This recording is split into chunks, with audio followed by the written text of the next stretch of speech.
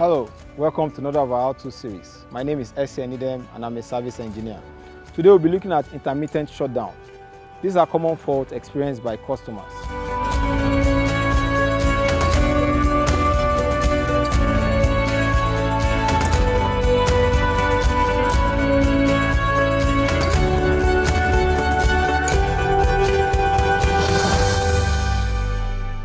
An intermittent shutdown could either be as a result of electrical fault or mechanical fault. If it's an electrical fault, 1. Check your electrical connectors. Make sure electrical connectors are well fitted and well firm in the connector. 2. Circuit protection. Inspect the wires and connectors to all circuit protection for the engine. 3. Active codes. Some active codes may cause engine shutdown, but at this point you need to contact Mantrack help desk to solve the problem. If there are mechanical faults, check your fuel gauge. Make sure you have enough fuel in the fuel gauge for the genset to work.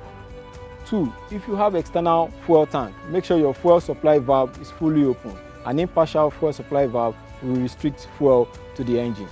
3. Fuel supply lines. Make sure your fuel supply lines are not restricted. And then 4. Make sure your fuel filters are clean and they have been recently changed during the last service. Note, all issues must be corrected before restarting the genset. For more of these videos, please visit our YouTube page, mantracknigeria.com.